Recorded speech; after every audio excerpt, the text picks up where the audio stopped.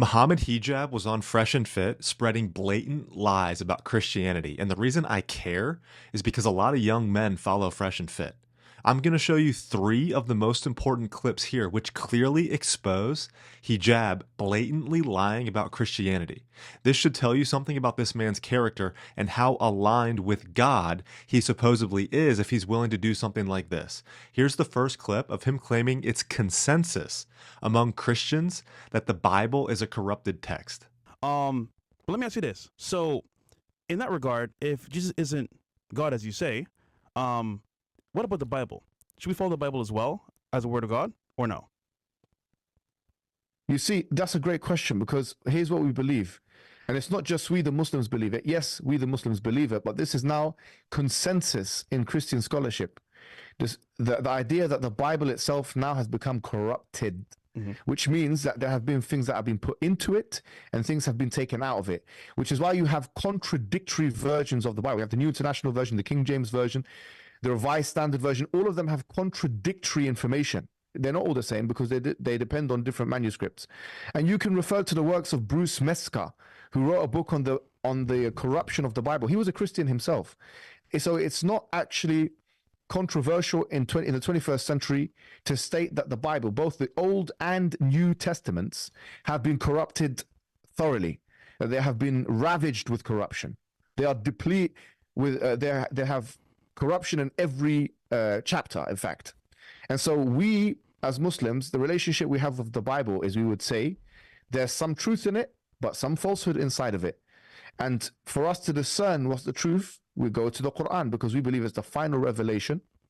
You see, it's the final revelation which distinguishes and sieves out and filters out the truth from the falsehood.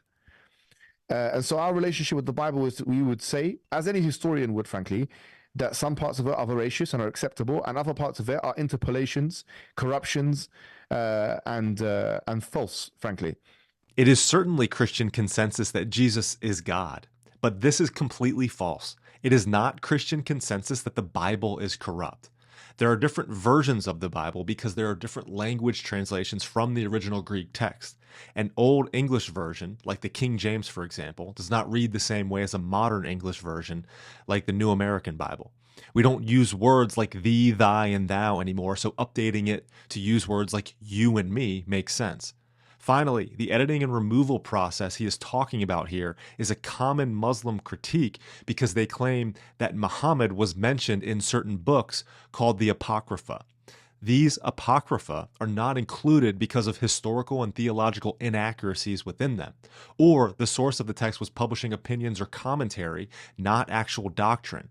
Think of them as books published by Christians now, giving their own opinion on matters. Should these be included in the Bible too? Muslims believe the Quran in the original Arabic is the purest form. English translations might lead to somewhat different interpretations. Also, surely a Muslim commenting on the Quran or publishing an opinion on it, that text would not then become part of the Quran or Islamic doctrine. Are we really supposed to believe there should not be a central clarifying mechanism to preserve Christian doctrine? But the lies get worse. Here's Hijab claiming that Jesus was never crucified. In terms of the crucifixion and resurrection, we're talking about an alleged history, which is, by the way, contradicted, because you have early accounts. For example, in the Talmud, which is a Jewish book, saying that Jesus wasn't crucified, but instead he was stoned. What you call the Babylonian Talmud is mentioned that he was stoned. Other early accounts of the Gnostics, they mention that he was substituted, in fact.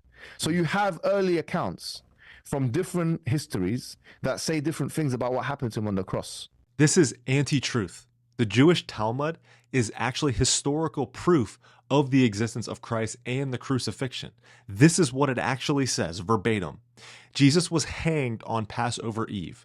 40 days previously, the herald had cried, he is being led out for stoning. 40 days earlier, because he had practiced sorcery and led Israel astray and enticed them into apostasy.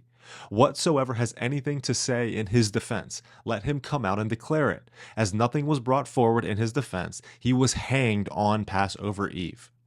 The mode of his death was by hanging, and this is an expression that was used for crucifixion. Note Christ's Apostle Peter's description in Acts 5:30, which earlier in the podcast, Hijab specifically said Muslims agree with. The God of our fathers raised up Jesus, whom you killed, hanging him on a tree. Hijab references the Talmud as evidence that Jesus was stoned by snipping out that section from the Talmud referencing 40 days prior. This is so bad, a blatant lie from a self-proclaimed godly man. Finally, here is Hijab claiming that Christ was weak and you shouldn't worship a weak God. Let me say this to you. If we're sincere about the situation, honestly, there's only one solution, which is to believe there's only one God that is the creator of the heavens and the earth, that is not begotten, does not beget, does not have children. He doesn't himself is not a child of anybody. Yeah, that there's nothing like him. He's the all-powerful one. He's the all-knowing one. He is the one who wills anything that he wants to will. That's the God that we should believe in. That's what's going to give you power and strength. As a man on a Fresh and Fit podcast, what's going to give you power and strength is believing that the most powerful one is your Lord, not the one who, quote unquote, humbled himself and died on a cross and weak. Because when you attach yourself to weakness, you become weak. And when you attach yourself to the ultimate strength, you become strength. You become strong. And that's why we have a saying in Islam, says, La hawla wa la quwwata illa billah. There's no strength and power except with God, the all-powerful one, the all-strong one. So what I'm saying to you is, look into Islam properly, brother, because I think hopefully I've planted the seed into your heart today by looking at the key doctrines of Christianity and showing you how nonsensical they are on an ordinary analysis for a lay person. It does not require a scholar. It's just easy to see that these things don't make sense, brother. I appreciate that Hijab says here this is layperson common sense. Given he's a studied Muslim scholar and I'm just here an ordinary lay Christian, this is more on my level. But he talks of God here as all-powerful and able to do what he wills whenever he wants. Wouldn't it then logically follow that God could take on human form and nature if God wanted to? If God is all-powerful and could do whatever he wanted whenever he wanted, couldn't he technically enter into his creation? Finally, Hijab takes a shot at the crucifixion as a sign of weakness, which is the opposite of what it is. It's the model of true strength. And guys like him and Andrew Tate promote this surface level idea of Islam as a powerful religion to attract young men. But we know that power falls apart. And there is something more powerful than power. And that's this. The fundamental story of humanity is the story of Christ. It's true evolutionarily, biologically, religiously, it doesn't matter.